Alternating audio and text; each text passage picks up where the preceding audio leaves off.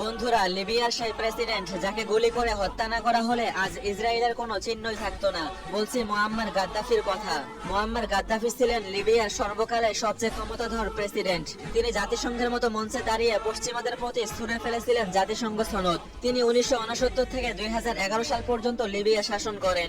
আর তার শাসনামলে পুরো লিবিয়ায় বিদ্যুৎ বিনামূল্যে ছিল, কোথাও কোনো বিল দিতে হতো না। সরকারি ব্যাংকগুলো সুদ ছাড়াই লোন দিত।